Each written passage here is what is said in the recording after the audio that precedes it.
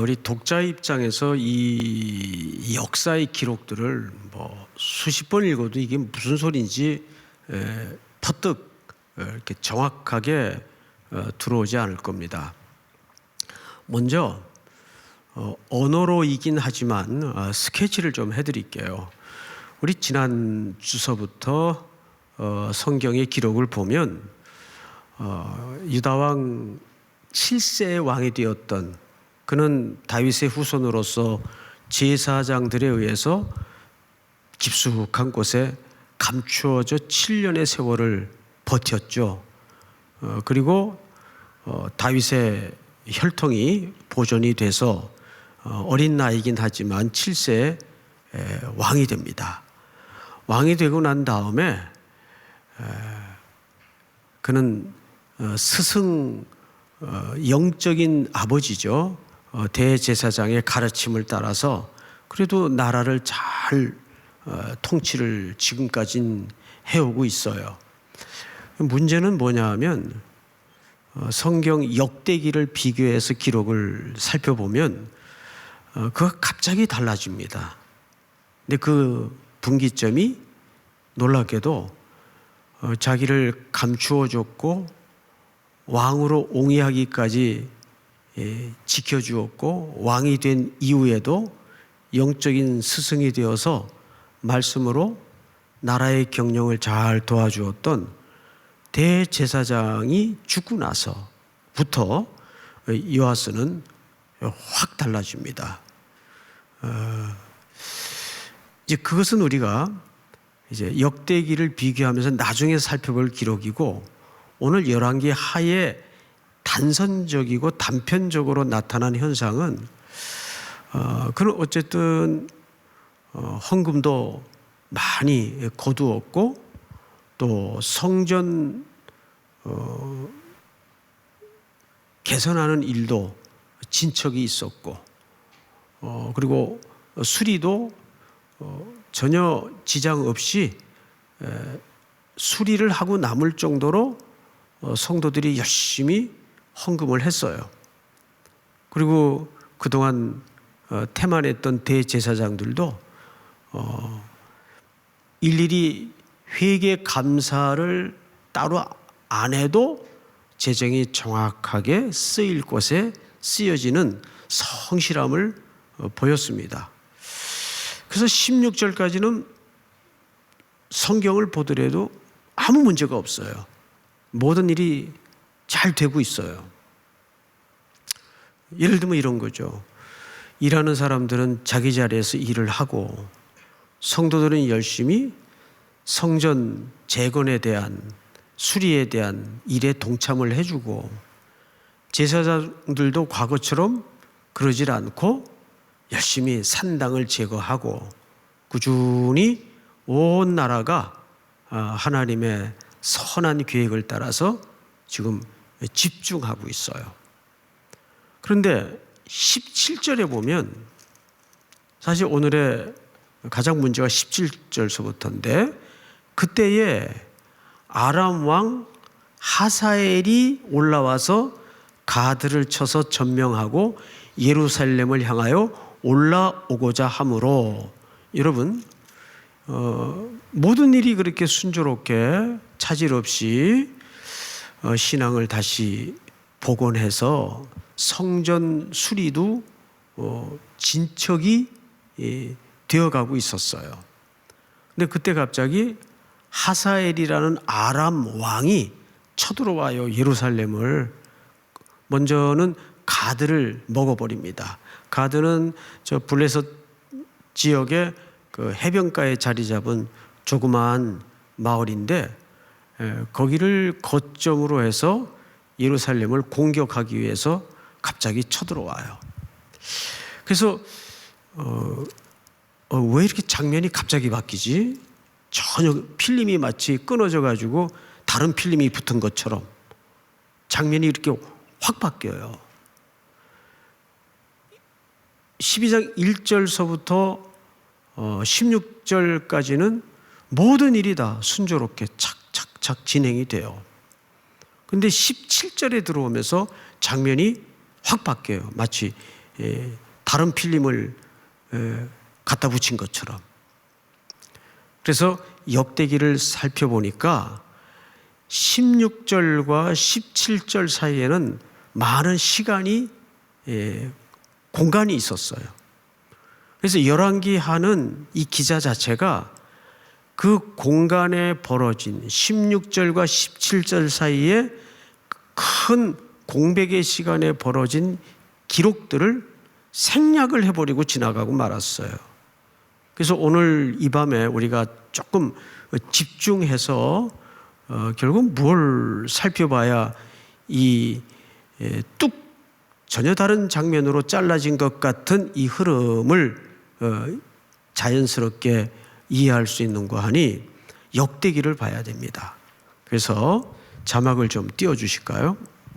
보시면 역대기 하 24장인데, 자, 공사를 마친 후에 그 남은 돈을 왕과 여호야다 앞으로 가져왔으므로 그것으로 여호와의 전에 쓸 그릇을 만들었으니 곧 섬겨 제사 드리는 그릇이며 또 숟가락과 금은 그릇들이라. 여호야다가 세상에 사는 모든 날에 여호와의 전에 항상 번제를 드렸더라. 우리 한번 같이 읽어볼까요? 시작. 여호야다가 나이가 많고 늙어서 죽으니 죽을 때에 130세라. 자, 잠깐 한 절을 앞으로 돌려주세요. 여기에서 여호야다가 누구냐 하면 바로 그 7세 때 왕이 되었던 요아스 왕을 영적으로 가르치고 지도했던 대제사장이에요. 그래서 여호야다가 나이가 많고 늙어서 죽으니 죽을 때 130세라. 그러니까 그 스승이 죽었어요. 이 스승이 죽고 나서 갑자기 왕이 태도와 행동이 달라집니다. 다음 절. 무리가 다윗성 여러 왕의 묘실 중에 장사하였으니 이는 그가 이스라엘과 하나님과 그의 성전에 대하여 선을 행하였음이더라. 그러니까 요아스 왕의 영적인 지도자, 그를 왕으로 보호해주고 세워주고 왕이 된 이후에도 성전 수리에 박차를 가하게 했던 실질적인 영적인 스승이었어요. 17절 다 같이 시작. 여호야다가 죽은 후에 유다 방백들이 와서 왕에게 절하매 왕이 그들의 말을 듣고 그의 조상들의 하나님 여호와의 전을 버리고 아세라 목상과 우상을 섬겼으므로 그 죄로 말미암아 진노가 유다와 예루살렘에 임하니라. 여러분 앞절을 한번 다시 돌려주실까요? 잘 보세요. 여호야다가 죽은 후에 유다 방백들이 와서 왕에게 절하며 왕이 그들의 말을 듣고, 영적 스승이 죽으니까 왕이 이제는 누구 말을 들었다고요? 예, 백성들의 말을 들어요. 듣고 무슨 짓을 하냐 하면 그의 조상들의 하나님 여호와의 전을 버리고 아세라 목상과 우상을 섬겼으므로. 자, 잠깐 끊고 갑시다. 자막을 그대로 두시고 여기서 우리는 요아스 왕이 대제사장 영적인 스승이 죽고 나서 왜 백성들의 말을 들을 수밖에 없었는가? 백성들은 매우 길고 오랜 시간에 걸쳐서 혼합주의와 우상숭배와 하나님을 같이 섬기는 일에 굉장히 깊은 뿌리를 내리고 있었어요. 이것은 사실 현대 그리스도인들도 별반 다르지 않습니다. 적당하게 세상의 가치와 섞어서 사는 삶의 이원론적인 스타일이 나도 모르는 사이에 세련이라는 명목으로 또 상식이라는 이름으로 슬그머니 내 안에 섞여 있어요. 그러니까 결론적으로 그 요아스 왕을 어릴 적부터 죽음의 위기에서 보호하고 그를 지켜주고 왕 위에 올려서 이 왕이 왕 노릇을 잘 하도록 철저하게 도와주던 그 대제사장이 죽고 나자 왕이 누구 말에 귀를 기울이기 시작했는가 하면 백성들의 말에 귀를 기울이기 시작했어요. 자, 이것은 간단한 문제가 아닌 것이, 우리는 여기서 그러면 그 대제사장은 무슨 충정으로 그 어린 왕을 목숨을 걸고, 목숨 걸고 한 일이거든요. 목숨을 걸고 그렇게 요아스 왕을 옹이하고 보호하고 지키려고 했을까요? 이유는 하나밖에 없어요. 다윗의 언약을 성실히 지켜내기 위해서입니다. 그 요아스 왕은 다윗의 후손이거든요. 그래서 하나님이 다윗에게 하셨던 그 언약, 그러면 여러분, 다윗의 언약의 핵심 줄거리는 뭐예요? 2세 아들들 가운데 다윗의 자손을 통해서 누가 오시리라고 약속을 붙들고 있는 거죠? 메시아. 우리를 온전히 구원하실 메시아. 그 언약에 붙들려 있던 사람이에요. 그런데 요아스는 그 영적인 스승이 죽자마자 바로 백성들이라는 것은 무슨 뜻이죠? 다수의 소리, 대중의 소리에 귀를 기울이고 그들의 말을 듣기 시작합니다. 그리고 그 백성들이라는 것은 남북이 엉켜져 오랜 세월 동안 혼합주의와 이원론적인 삶의 뿌리를 내리고 있던 사람들이에요. 그래서 그만큼 무언가를 새롭게 만들고 개혁을 한다는 것은 오랜 일관된 헌신이 필요해요. 단박에 되어지는 일이 없어요. 기적이 뭐죠? 기적은 단박에 오는 게 기적이 아니에요. 오랜 한 걸음의 디딤으로부터 시작되는 게 진짜 기적이에요. 하나님의 약속이 역사 속에 시간에 얹어져서 오시잖아요. 그렇죠? 이 땅에 하나님의 아들이 우리에게 임마누엘로 오시는 것은 기적 중의 기적인데, 그것이 덜커덩 갑자기 어느 날 하늘에서 떨어지는 방식으로 하나님이 일하시던가요? 하나님은 그런 방식으로 일하지 않으세요. 시간과 경험과 역사 속에서 매우 오래고 멀고 지난한 시간들을 뚫어서 우리 속에 만져지게 만들고 경험하게 만드는 거예요. 이게 참 놀라운 하나님의 신비로운 경륜이죠. 왜 그런 방식을 굳이 하나님은 쓰시는가는 결론 부분에서 좀 다루기로 하고, 오늘 성경의 이야기를 조금 더 우리가 풀어가도록 하겠습니다.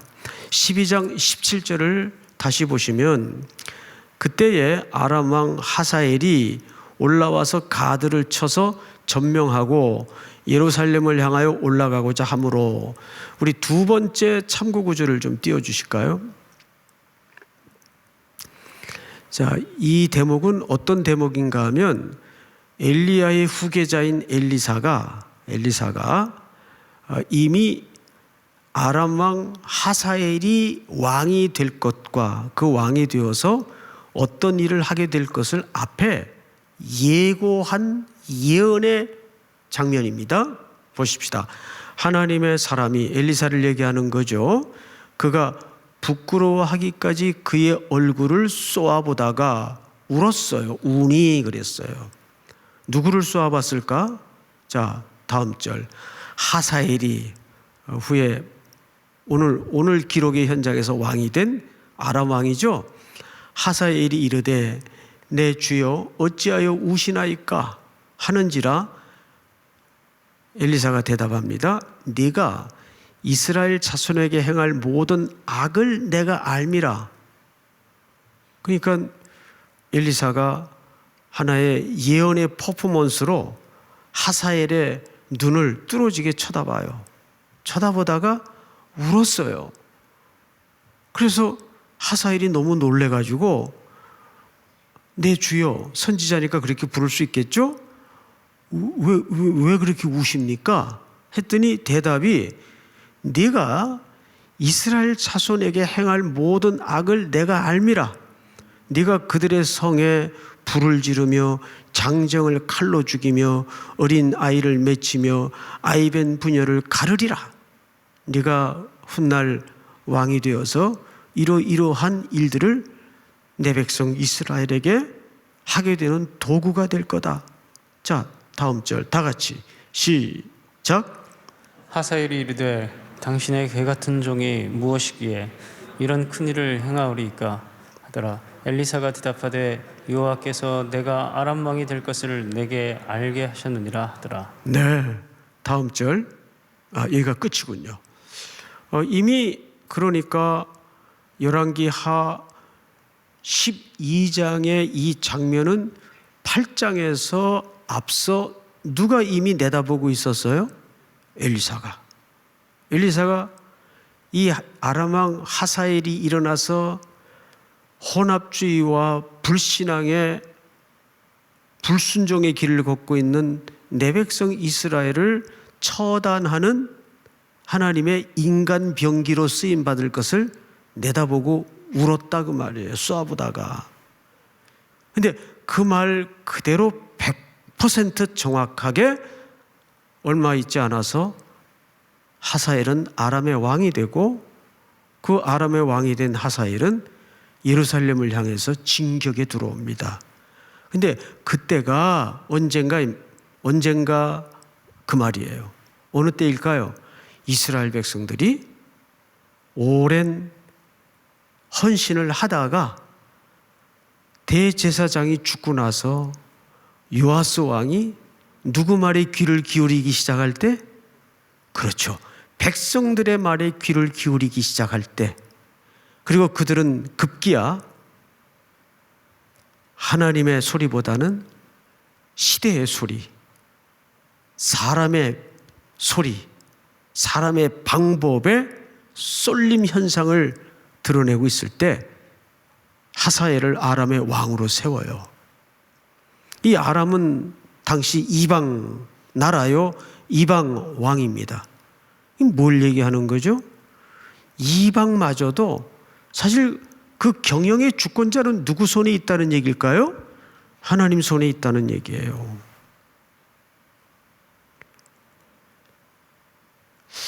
이쯤에서 우리는 한 가지 중요한 결론 같은 사고의 묵상의 과제가 하나 필요합니다. 이게 뭐냐 하면,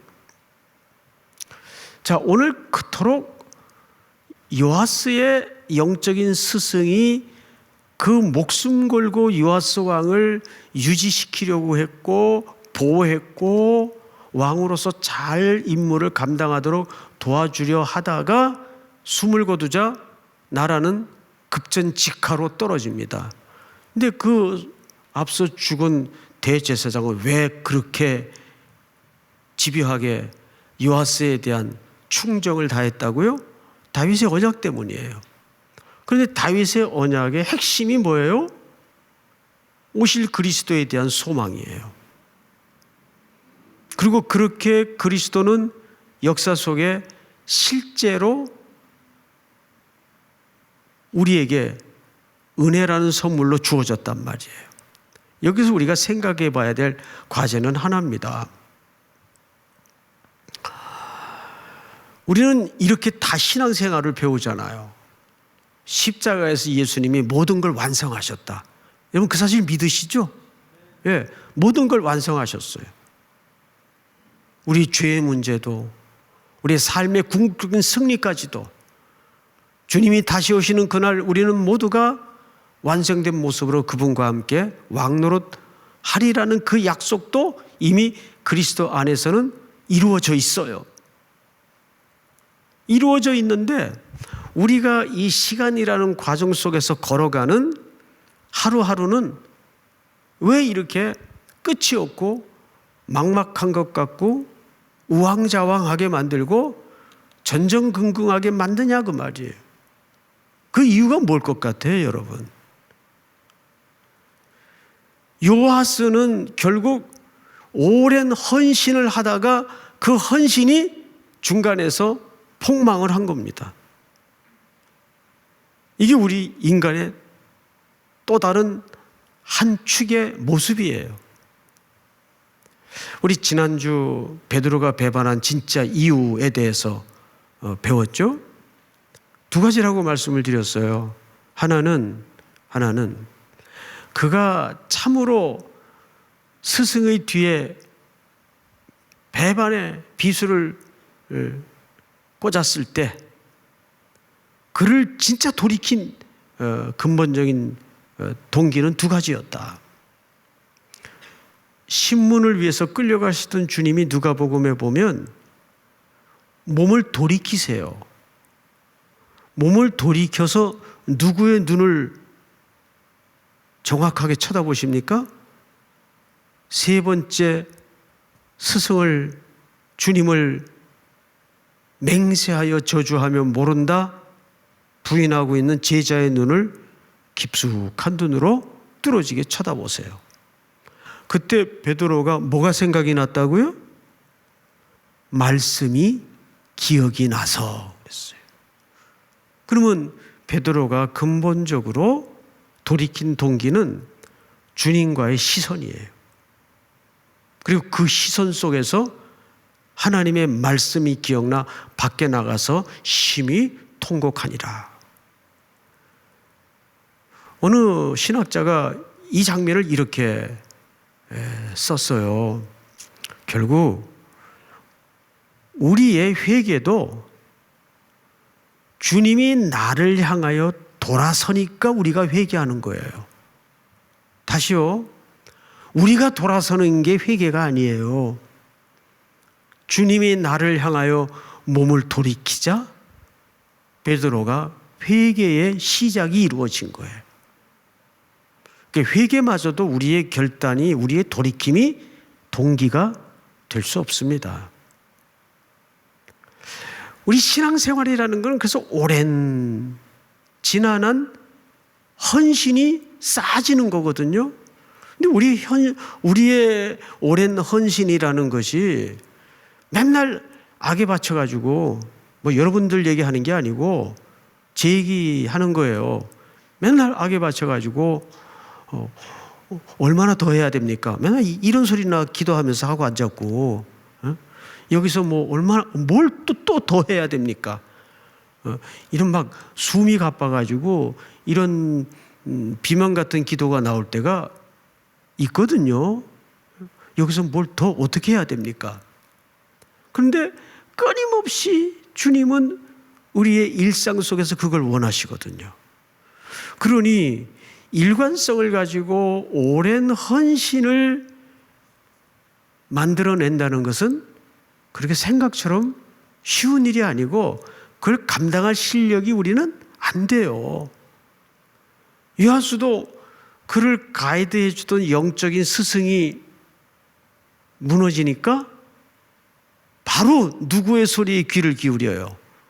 예, 대중의 소리, 사람의 소리, 세상의 소리에 귀를 기울여 버리고 말아요. 여러분, 그래서 그는 대제사장의 아들 스가랴를 죽여버립니다. 돌로 쳐서.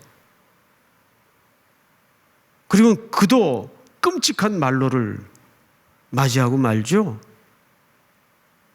이건 우리에게 이런 얘기를 하고 싶은 거예요. 인간의 헌신이라는 것은 늘 자기 한계를 갖고 있다. 결국 우리가 헌신을 한다는 것도 자기의 어떤 인간적인 결단이나 성실성으로 하는 게 아니에요. 하나님이 우리를 긍휼히 여기셔서 우리를 끌고 안고 갈 때, 자, 그러면 우리는 여기서 말씀을 마치기 전에 왜 하나님은 십자가에서 우리를 위해 모든 걸 다 지금 완성하셨다는데 청년들이든 성도 나이가 든 분들이든 왜 걸어가면서 이런 과정을 우리로 하여금 정말 지치게 만나게 할까? 왜 그러실 것 같아요? 하나님께서. 하나님 취미가 우리 갖고 노는 것 같아요? 그럴 리는 없잖아요. 아들을 내어주시기까지 우리를 사랑하시는 분인데. 두 가지입니다. 그걸 아셔야 돼요. 이 과정 속에서 하나님은 하나님을 배워가기를 원하시는 거예요. 그래서 시간 속에다가 우리를 이렇게 얹어놔요. 그래서 하나님을 배워가려면 그분과 동행하는 법을 배워야 돼요.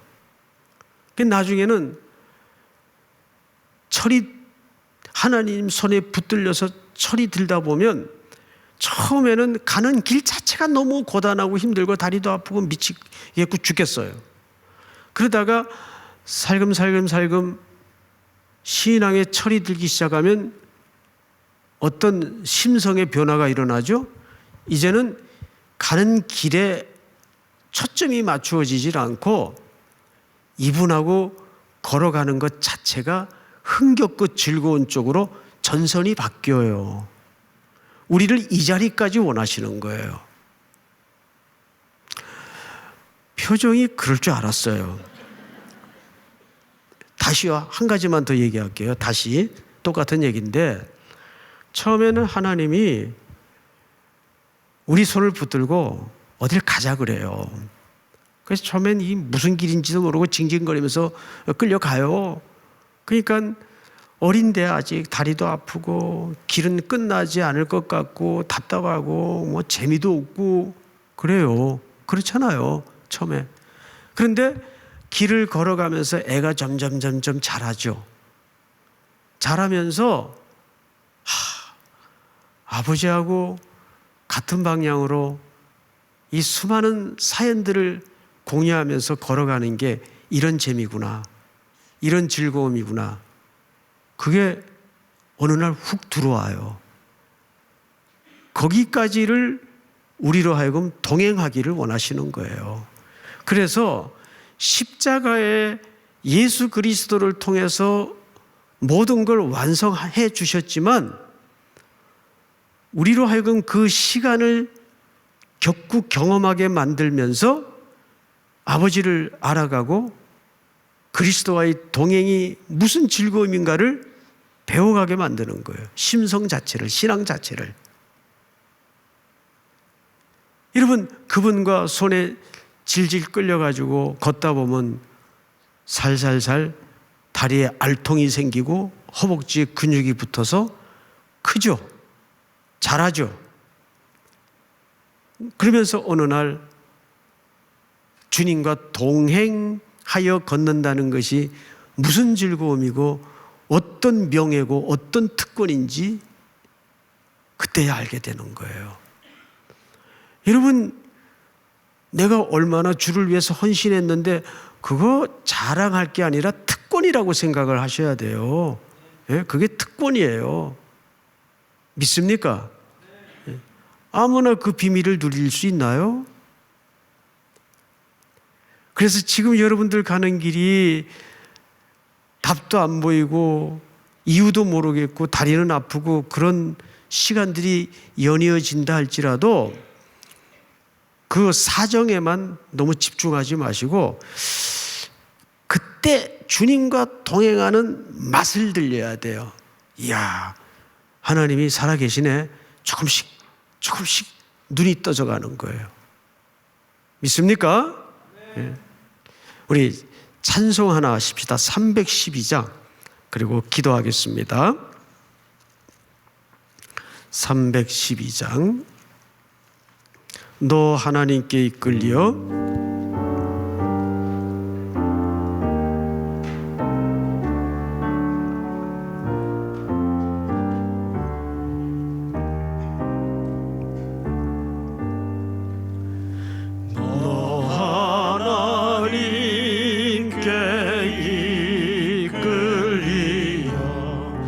일평생 주만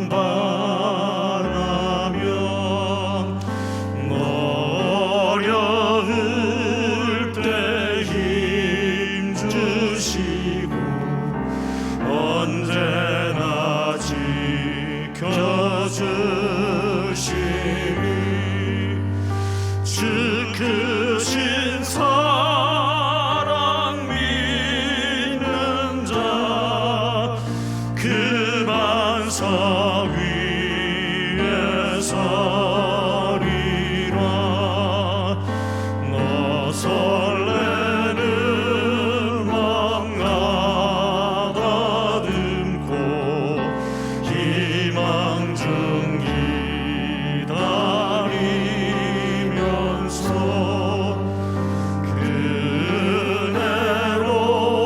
그네로신 주의 뜻과 사랑에 만족하여라. 우리를 불러주신 주 마음의 소나. 주 찬양하고 기도하며 주 찬양하고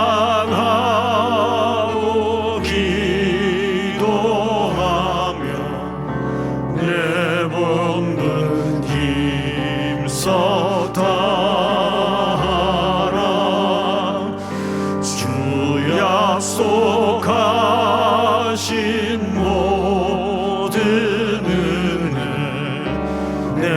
내게서 이루어지리라. 참되고 의지하는 자 주께서